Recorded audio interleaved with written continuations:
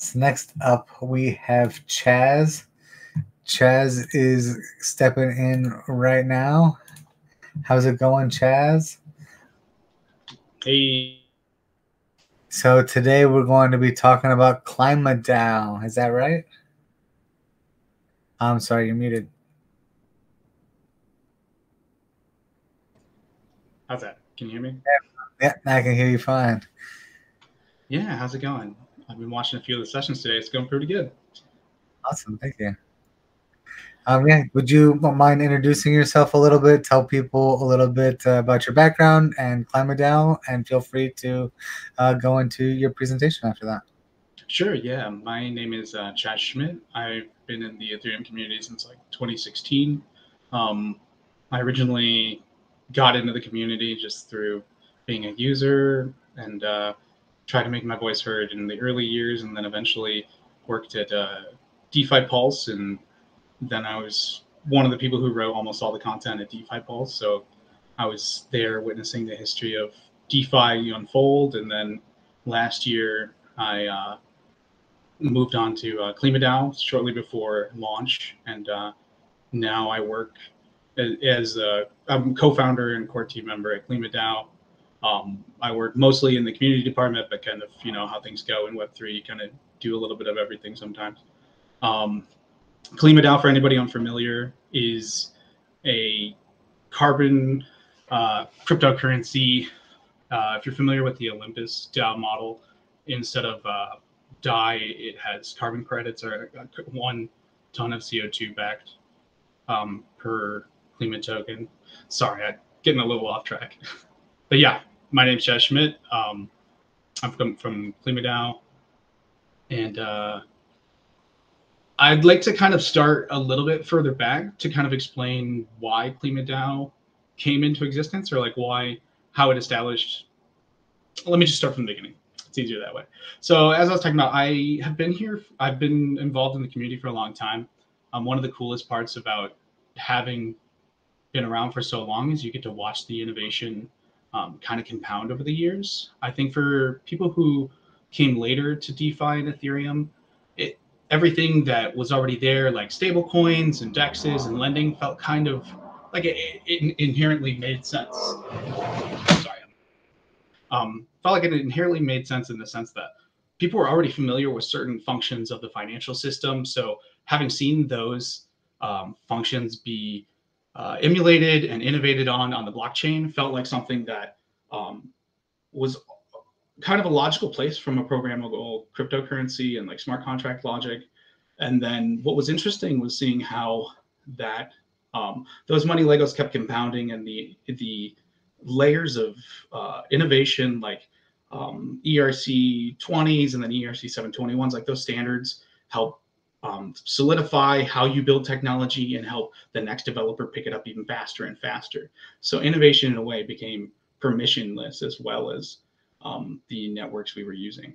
And so DeFi was the first logical place because we were coming from a place of cryptocurrency, coming from a heritage of Bitcoin. And then there was an interesting wave of seeing NFTs become popular, where NFTs were one of the first areas where people saw something outside of like a financial asset, like art and those kind of things flourish on the blockchain. And I think it was opened a lot of people's eyes for how the blockchain can be used for so many different things. And as you saw that innovation compound over the years, what was evident to most was that DeFi was largely limited to the digital space, because the truth of the matter is trustlessness and trustlessness is more about minimizing trust with smart contracts. And a lot of these technologies there were typically points at which there was trust required, but it was trying to be minimized. So for example, something like USDC, many users make the trade-off of they are willing to trust Center or Coinbase to manage the USD deposits responsibly. And so that's not necessarily an example of the most decentralized. A more decentralized example would be like MakerDAO, and the governance being able to responsibly handle the peg and everything. So trust minimization, and when you start to enter into real world assets or something like commodities markets, like carbon markets, you need you need boots on the ground or somebody to be able to verify the data that is off chain and verify that the information being fed into these DAOs or smart contract systems is valid. And that's where carbon markets were an interesting like hotbed for innovation in a sense. They were almost primed to be innovated with on-chain markets because voluntary carbon markets already had the boots on the ground with carbon registries and people going out to verify using methodologies that carbon was being sequestered or mitigated. So what's really interesting is that once you connect these two innovative fields of carbon markets and blockchain, they were almost made for each other in a sense, because one of the problems, like several of the problems that plagued the voluntary carbon markets were double counting and opaque markets, lack of liquidity, the type of thing where you'd have to make deals over faxes and phone numbers. You're calling people. So one of the things that made KlimaDAO very interesting is that KlimaDAO brought millions of tons of voluntary carbon market from the voluntary carbon market on chain and provided liquidity pools and the incentives to encourage people to build with carbon markets on like carbon and facilitate more innovation in the carbon markets on chain. What's super interesting about that is it went from a market where, like I said, you'd call up other brokers and it was hard to find the exact pricing of certain types of credits, to now we have a transparent on-chain market where you can grab real-time information and it's readily scalable on the blockchain itself. And yeah, I think that leads up to basically, so KlimaDAO at its launch brought millions of tons on chain and then used the Olympus model to basically facilitate a growing ecosystem of carbon credits with our partners at Toucan Protocol and then later Moss and C3. So now we're building out, not only are we working with the people bridging credits on chain, we're also working with parties to allow them to retire their carbon on chain as well. Through our programs like Klima Infinity, we're allowing people to make carbon pledges, retire carbon credits using our Klima retirement aggregator tool. I actually kind of wanted to show you guys like a live demo of retiring some carbon on chain, if you don't mind. Yeah, that'd be great. Let me share my screen real quick.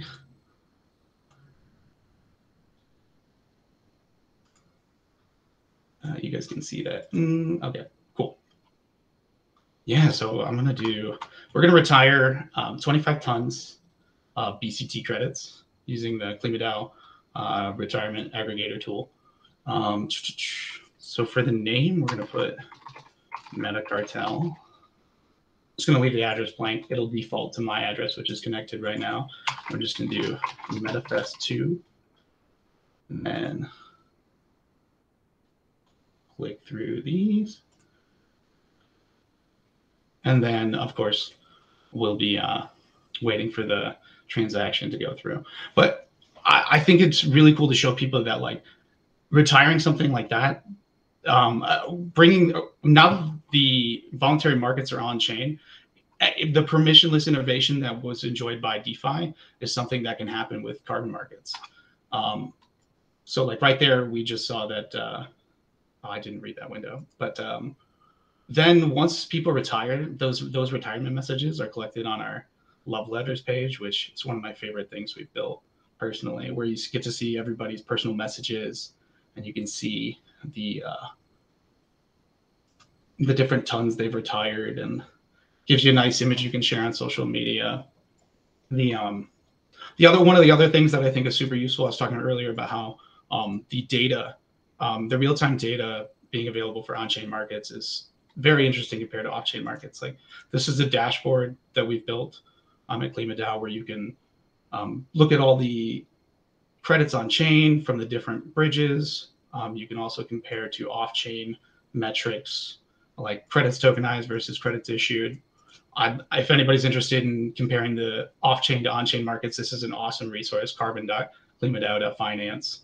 Also kind of wanted to reveal a little bit of alpha while I was here with you guys. I don't think we've announced this super hard, so the engineers might be a little miffed at me for showing this preview, but there's we've now built out retirement pages so you can check out an overview of all the retirements that an account has made. So this is like my address. And I don't know if it's picked up the most recent one if I refresh it. Might not be. This is still in build. This is in beta. Forgive me for leaking this. But yeah, and then you can check out like the individual ones, like don't let your memes see dreams. I'm not sure why I said that, but that's one of our retirement pages. Sorry if my style is a bit rambly. Did you guys have any questions? I think I went over KlimaDAO pretty well.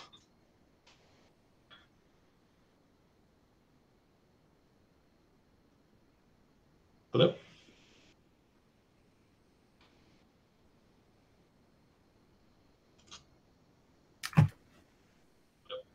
Yep, sorry, I'm here. Yeah, no immediate questions. I think oh yeah, see there's our that retirement just popped up on our page, Metafest 2. You can see the beneficiary. So we just retired 25 tons of carbon in this session right now for the Metafest 2. super cool. Thank you. And that's helping offset carbon emissions. Where does that offset come from? And so it's pre-allocated carbon offsets, obviously, right? Yeah. So this with the retirement tool, it will grab you the most like cost-effective ones if you don't do a selective retirement. So for example, this one grabbed looks like tons from a hydro project. So if you click here, it'll actually take you directly to the Vera registry page of the original carbon. Before it was from the registry itself, so you can read more information about the project and see that it was verified by Vera. That's awesome. And obviously, there's probably countless projects that Vera validates and uses. Or how many projects would you say are available for carbon offset? Yeah, actually, going back to our carbon dashboard tool, you can look through the different types of projects like agriculture and forestry or like energy industries, and you can actually click on these and like go down into them. Like this one, for example, like the other category, like waste handling, that sort of thing. So if people are interested in looking through like the different Vera projects that have been brought on chain, this will show you the different like the actual VCs themselves, and then you can look up the different methodologies using Vera's. Like right here, you can see the methodology used on the page, and then they have pages which describe each of the methodology.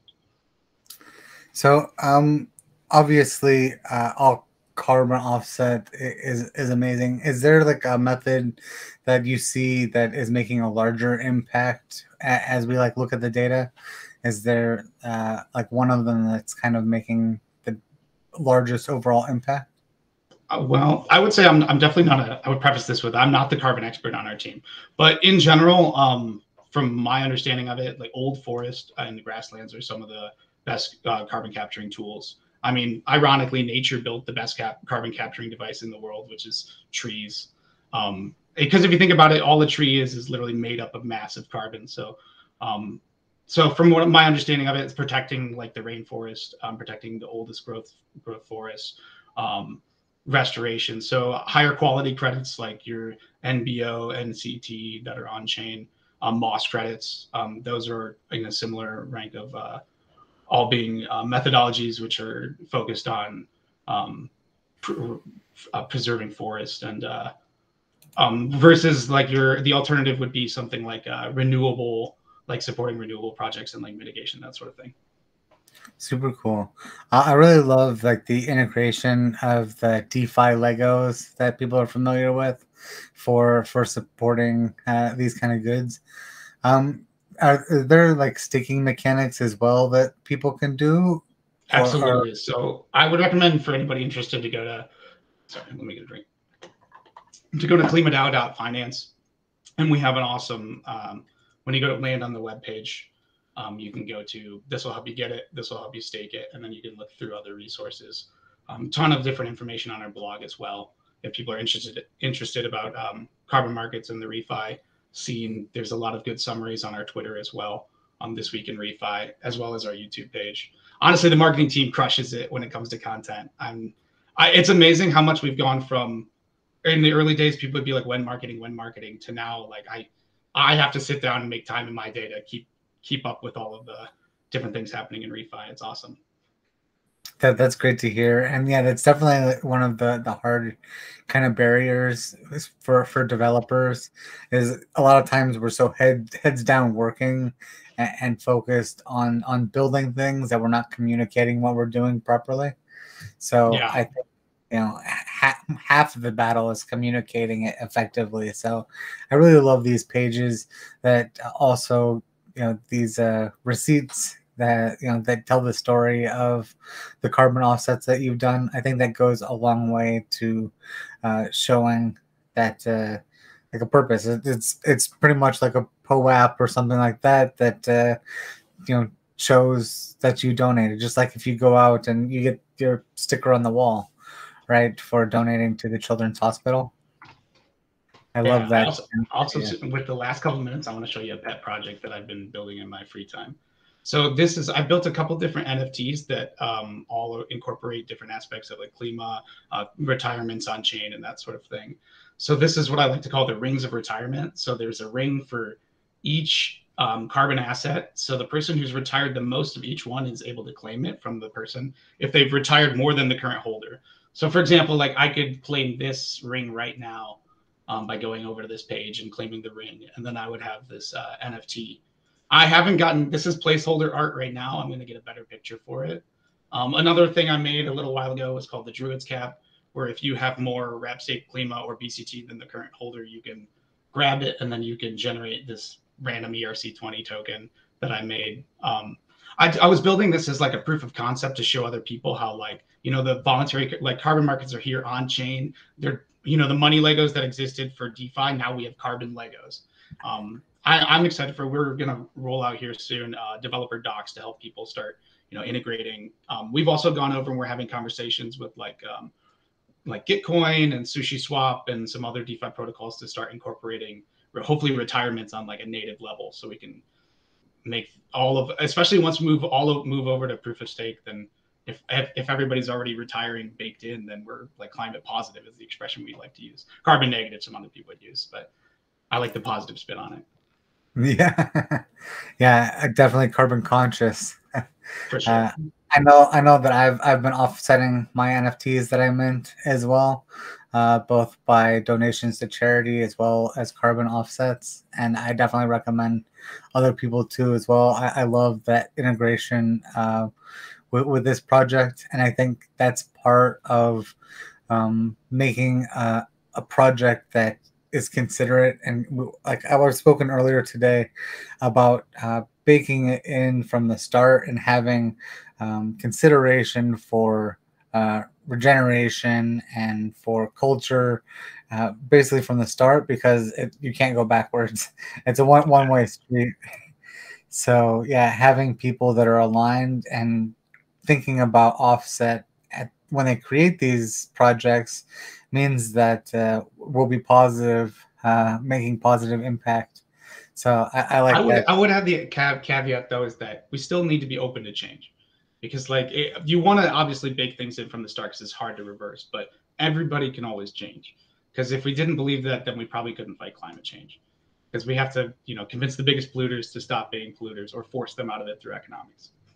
So Yeah, earlier I asked about the evil golem that built up energy for negative climate actions that we could potentially fight against. yeah, Um, definitely. do you see any kind of friction, or what's been the biggest hurdle or villain in your path towards carbon? Um, It's probably a cliched response, but definitely time is the biggest enemy of anybody trying to fight climate change. I mean, like it's obviously it's anything that costs you needless expenses of time is what I would argue.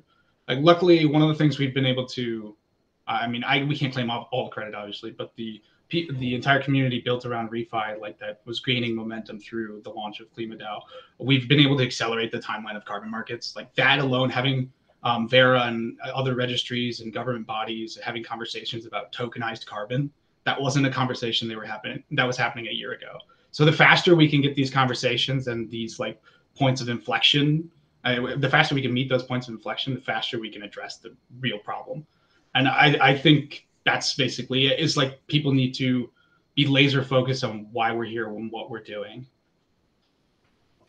Yeah, I think that's the other thing that we heard from Lumina DAO too, Lumina Village, is that instead of being retrospective and blaming people, we really need to be forward thinking and say this is where we are now.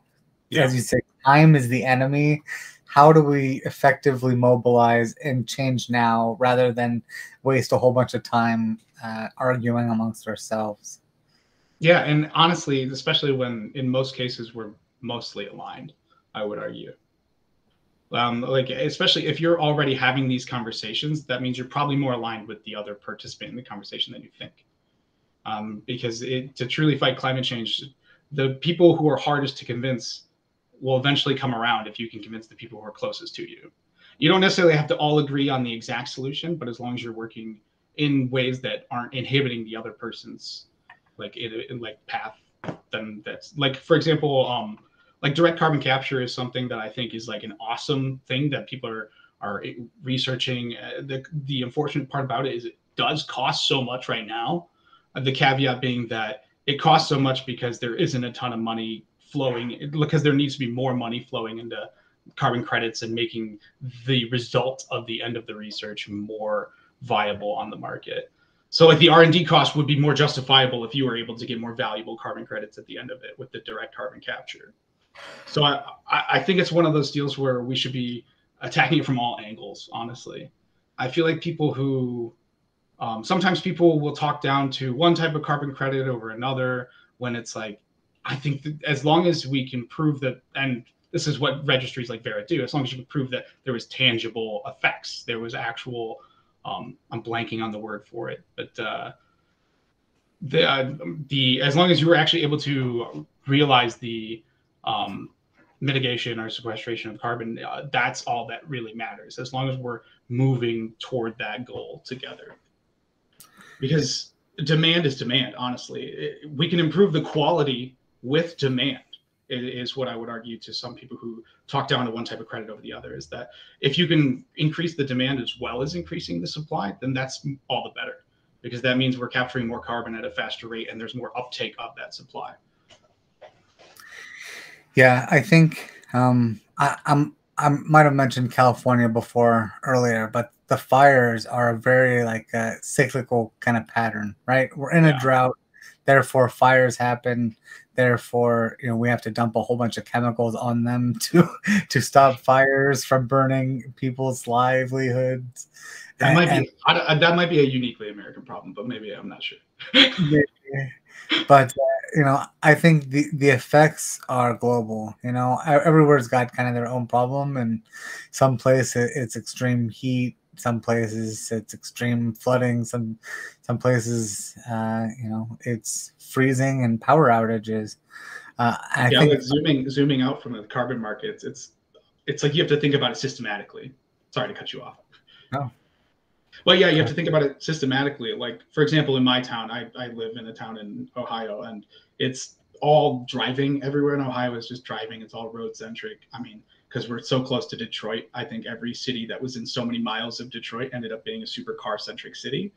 And what that ends up doing is it's the worst possible environment for like somebody who's trying to reduce their footprint, because like between me and a store that's 2 or 3 minutes away, there's a giant highway. So it's dangerous for me to walk over to the store. So I think thinking about things systematically, like I know I like to tell people that like I too get stuck in that loop where you're staring at a piece of plastic and you're like, is this too much food on here? Does this still get recycled? And the reality of it is you should still probably try and recycle as much as you can, but you could spend that time and anxiety and that effort toward like pushing politicians to hold companies accountable or something like that. Like there's more systematic ways that you could probably use your individual energy to address the problem. Because I mean, the stat a lot of doomers like to throw around, and I don't know the exact stat off the top of my head, is that like, X amount of companies do X amount of the emissions. And it's, of course, like, I think we all know that's the problem, but like the next question should be, what are we going to do about it? I think even if we compare like in-person events, right, in America or in a lot of metropolitan areas, I end up taking something like Lyft or Uber all around to get me to places. But a lot of times when I'm in Europe, the system is built up to really support walking or public transportation. So as you say, like having systems that support positive interactions with the environment and don't promote large amounts of waste or even littering. Littering is a It huge. kind of goes back to what you're saying about baking in regeneration from the start. It's like Yeah. an economy built around cars generally was meant to be disposable tires, disposable spark plugs, rebuild the engine, buy a new car, like rebuild the roads. It's meant to be disposable, get there faster. It doesn't really matter how we get the rubber, how we get the things. So it's funny because it goes back to thinking about the regenerative economics of how you build cities, how you build your life, how you, because even if you think about a little off topic, but strong towns, if nobody's ever heard of that, what we're talking about is Google the word strong towns. You'll find a ton of cool videos that explain this stuff better than I do. But essentially, like if you think about how much it costs to house a bunch of people in the dead center of a city, and then you stretch it out to its max, you're going to be paying more for roads, pipes, electrical lines, all that stuff. And that's exactly what suburbia is. It's just not very sustainable. And that's the noticeable difference that I at least experience in my daily life compared to my girlfriend and I will literally watch a ton of those kind of videos and lament that like I need to move to a bike centric city or like move to Europe or something. I don't know, but Yeah. can't pick up I, the whole family and go at once. I also am from Ohio, so Oh, I'm so you know. from but BF Goodrich blimp site, some old Firestone Park, that area. Dude, so Um, you know all about it. and I mean Take the that's trains. the thing is like if we talk about like the impact that we have versus the trucking industry, people might not know this, but like a retread tire, people pretty much take a used tire and then they burn rubber and they remelt it on the tire, right, until it patches up all the holes. And okay, now the truckers have a tire that's half the price, but it's going to fall apart. That's why there's so many crazy tire. It's all over the road. I know you've probably seen them too, but Yeah, got to it's swerve out of the lane. it's so much waste that's built into the system where a rail system doesn't have a tire that anyone needs to do. And how do we use the tools that we have? Obviously we've got carbon offset, but how do we start building these new Yeah. systems? Yeah, it kind of goes back to sometimes the simplest answer is the best answer. Like trees. I mean, trees are capturing the carbon. It's the simplest answer. Like sometimes tech is great. Tech gets us out of a lot of problems, but praying that tech escapes us from every problem is a dangerous path. Where like Occam's razor, if you look at the simplest solutions in front of you, like don't want somebody to just chop down the rainforest, give them a reason not to, like paying them in carbon credits for how much carbon they're sequestering. Like you don't want somebody to use cars. Think about how do you make incentives for how you get better public transit, or don't want to have a ton of forest fires, maintain your electrical lines so they don't cause forest fires. It's a lot of proactive thinking that you can save pennies now can save dollars later, and even more importantly, it can save lives. You can save quality of life for future generations as well. 100%. That's really what I wanted to hammer home too. We've also seen that a lot of this really stems from organic growth, both in communities but also in nature. The world has had the best chance and ability to contain the troubles of carbon even before that we've got giant methane pockets from the ice age. The world provides, and that's one of the sayings that kind of goes along with Burning Man, or like the plier, or what you need can be provided to you, and technology is kind of us injecting additional problems sometimes. But yeah, I think using the technology and flipping it to help support is like how we get to this better future. Well, it was nice talking to you. Thank you so much, Chaz. Wonderful talking to you too. Yeah, have a great day, and good luck with the rest of the sessions. Ciao.